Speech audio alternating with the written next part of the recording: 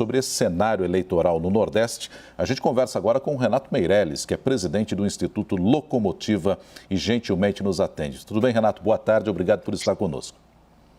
Prazer é todo meu, Nonato. Prazer estar aqui com vocês e com os telespectadores da CNN. Renato, qual é a importância da busca por essa participação com a população lá de Salvador e aí estendendo, claro, para o estado da Bahia como um todo, que esses 4 pré-candidatos estão lá hoje nesse feriado estadual da Bahia, hein? Nonato, o que a gente tem é a Bahia como principal colégio eleitoral do Nordeste. O Nordeste responde por 27% do eleitorado. Na Bahia, hoje, nós temos aí uma ampla vantagem do presidente Lula. Vamos lembrar que na última eleição presidencial, o Haddad teve na Bahia 73% dos votos válidos, né? Foi o estado do Nordeste que mais deu voto aí para o ex-ministro Fernando Haddad, né? A média do Nordeste foi 70% dos votos válidos, na Bahia foi 73% dos votos válidos, e essa presença de todos os candidatos é também para mostrar que todos têm condições de sair na rua. O que a gente tem visto é uma crítica aí dos apoiadores do Jair Bolsonaro ao ex-presidente Lula, tentando falar nas redes sociais que ele não tem condições de sair na rua, e Lula escolhe um dos feriados mais tradicionais aí da Bahia para mostrar que tem todas as condições de sair na rua. Todos os candidatos se encontraram aí na festa. Simone Tebet se encontrou com Ciro, o Lula não se encontrou com os outros candidatos, mas saiu ali do estádio da Fonte Nova. Já o presidente Jair Bolsonaro saiu, a sua motociata partiu de um dos bairros mais nobres de Salvador, o que também mostra uma diferença aí dos públicos que cada um desses pré-candidatos estão buscando na Bahia. Pois é, e ainda na Bahia, né, o Renato, é um estado em que um dos candidatos ao governo estadual tem uma grande vantagem, pelo menos até este momento, né, em que a campanha nem começou ainda, mas ele se mostra, segundo as pesquisas, com boas chances de faturar a eleição lá, ainda em primeiro turno. É o cidadão a ser cortejado aí também por esses candidatos nesse momento, no caso o ACM Neto? Assemineto, ex-prefeito de Salvador, né, neto, inclusive, do Antônio Carlos Magalhães, talvez um dos políticos mais tradicionais da história da Bahia, lidera hoje, mas lidera também por ter um conhecimento maior da população brasileira. Ele tem um sobrenome muito tradicional, tem uma gestão muito bem avaliada na Prefeitura de Salvador. Vamos lembrar aí que o ACM Neto foi uma das pessoas do DEM, né, que é do antigo DEM, atual União Brasil, que mais resistiram a uma aproximação mais próxima do governo federal. Ele oficialmente tem como candidato Luciano Bivar, que hoje é o pré-candidato do União Brasil, mas todos nós sabemos que ao funilar a eleição, ele terá que de alguma forma construiu uma narrativa própria, já que o Roma, ex-ministro do governo Bolsonaro, terá o apoio incondicional do atual presidente da República, que hoje tem metade da intenção de votos que o ex-presidente Lula tem no estado. Agora, Renato, olhando para o Nordeste como um todo, que é a segunda maior região aí em número de votos, só perto do Sudeste, não é isso, Renato? Só perto do Sudeste. Exatamente. Então, a construção de uma campanha sólida por lá é absolutamente fundamental para quem quiser vencer a eleição, seja Bolsonaro, seja Lula, Ciro ou até mesmo Simone Tebet, né? Historicamente, o Nordeste deu vantagens significativas para os candidatos do Partido dos Trabalhadores, né? Elegeu e reelegeu Lula, elegeu e reelegeu a ex-presidente Dilma Rousseff, deu mais de 3 milhões de votos de vantagem ao ex-ministro Fernando Haddad na última eleição presidencial, e é muito difícil imaginar uma reeleição do presidente Jair Bolsonaro que não passe por estreitar aí essa diferença de votos que o ex-presidente Lula tem nessa região do país, que, volto a dizer, representa 27% do eleitorado. Acho que nem o mais otimista dos apoiadores e das lideranças políticas que apoiam o presidente Jair Bolsonaro tem a ideia de que vencerão de Lula no Nordeste, né? Acho que não tem otimismo na candidatura bolsonarista que coloque em alguma projeção a vitória do do atual presidente Jair Bolsonaro contra o ex-presidente Lula. No entanto, diminuir essa diferença é fundamental para a pretensão do incumbente de ser reeleito. Renato Meirelles, a Basília Rodrigues, nossa analista de política na capital federal, tem uma pergunta para você também, Basília. Pelo voto eletrônico em 98. Ótimo lhe ouvir, né? A gente vê tanto as suas pesquisas, né? Então, estar aqui com você... O cidadão foi eleito em 98, em 2002, em 2006... Nessas eleições vai levar o título de decisivo, né? Quem vai ser o fiel da balança? Porque, pelas suas palavras, também pelas análises que a gente faz das pesquisas, a região Nordeste parece seguir um padrão mais associado às pautas identitárias, aos programas de assistência social, né, de distribuição de renda, e isso está colado na imagem do governo do PT, está colado na imagem de Lula. Mas aí Bolsonaro tem conseguido ganhar território ali nos estados do Sul, como você já colocou em várias das suas análises, eu já ouvi uma outra entrevista sua, que você faz um sobrevoo pelo Brasil e divide assim o Brasil, né? Dá para dizer norte-nordeste, mais à esquerda, sul-sudeste, um pouco do centro-oeste também, eu que estou aqui no Distrito Federal, mais à direita, né? Mais próximo de Bolsonaro. Dá para dizer que algum estado vai ser o fiel da balança nestas eleições? Eu tenho essa dúvida. Basília, prazer enorme estar novamente aqui contigo. Olha, se a gente for olhar qual é o estado que sempre fez, entre os grandes colégios eleitorais, né, que sempre decidiu a eleição, esse estado é Minas Gerais. Minas Gerais, quem ganha em Minas Gerais, historicamente, ganha a eleição presidencial. Isso acontece porque Minas está entre os maiores colégios eleitorais do Brasil. Hoje, o candidato que desponta na liderança em Minas Gerais é o atual governador Zema, que não apoia nenhuma das duas candidaturas, que tem o Luiz Felipe Dávila como seu candidato. Existe uma aliança muito forte aí do ex-presidente Lula com o ex-prefeito de Belo Horizonte, o Calil, que levam a uma tendência de crescimento da candidatura do Calil, que hoje tem metade dos votos do Zema.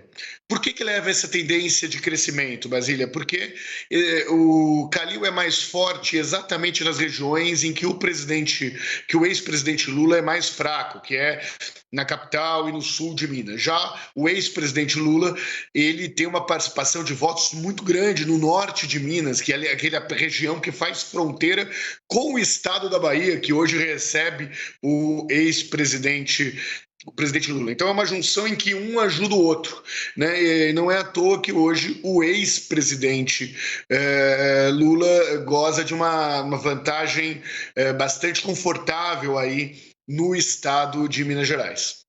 O Renato, você já falou, inclusive numa entrevista, dizendo que a terceira via é uma ilusão, pela fotografia que você tinha daquele momento. Continua sendo, à medida em que nós tivemos hoje a presença de Ciro Gomes e a Simone Tebet também nesses atos realizados em Salvador. Qual é a tua percepção da terceira via nesse momento? É exatamente a mesma, Nonato. O que a gente vê é, de alguma forma, o mercado financeiro, os bancos, parte dos empresários querendo acreditar na Simone Tebet, mas isso é mais uma profissão de fé do que algo baseado nos números, né? Nós temos o candidato Ciro Gomes estacionado aí com uma intenção de voto menor do que o desempenho que ele teve na última eleição presidencial, porque ele tinha uma participação maior no Nordeste na última eleição presidencial, até porque o candidato do PT não era o ex-presidente Lula, era o ex-ministro Fernando Haddad. Se hoje nós somamos todos os votos nulos, brancos, indecisos de todos os candidatos de terceira via, inclusive o Ciro Gomes, nós não alcançamos a intenção de votos no espontâneo que o atual presidente Jair Bolsonaro tem. Portanto, toda essa junção, que jamais aconteceria, não dá a consolidação de votos que o presidente Bolsonaro tem hoje. Portanto, não iria nem para o segundo turno. Ou seja, a polarização que a gente assiste nesse momento, ainda que a campanha oficialmente não tenha começado e que os candidatos estejam oficializados pelos seus partidos, pelo visto deve seguir aí até o final, até outubro, então. Nonato, em condições normais de temperatura e pressão, é muito difícil imaginar que a liderança não permaneça aí entre o ex e o atual presidente da República. Agora, o Brasil não é um país que tem o seu processo eleitoral ocorrendo em condições normais de temperatura e pressão, né? Podemos observar ou lembrar, olhando um pouco para a nossa história, a queda de avião que vitimou o ex-governador de Pernambuco, Eduardo Campos. Nós tivemos a facada, que foi um dos elementos mais importantes que levaram à vitória do atual presidente Jair Bolsonaro. Nós temos agora uma PEC sendo aprovada no Congresso, que coloca muito dinheiro na base da economia, em especial na região nordeste do país. Aliás, bastante emblemático que logo depois da aprovação da PEC no Senado Federal, né, nessa PEC que aumenta o Auxílio Brasil, o atual presidente Bolsonaro visite a região nordeste do país. Então, o nosso processo eleitoral, Nonato, infelizmente não ocorre em condições normais de temperatura e pressão. Nós estamos conversando aqui na CNN com o Renato Meirelles, presidente do Instituto Locomotivo, observando algumas imagens aí da presença dos pré-candidatos hoje em Salvador. Lula, já vimos aqui imagens de Bolsonaro, também de Ciro Gomes e Simone Tebet. Agora você observa aí o presidente Jair Bolsonaro na manhã de hoje. A Basília Rodrigues tem outra pergunta para você. Pois não, Basília? Ouvi mais algumas das suas impressões sobre o jogo eleitoral para este ano e queria saber o que você acha da figura do vice na chapa, né? Lula, digamos assim, queimou a largada e já se decidiu pelo Alckmin lá atrás.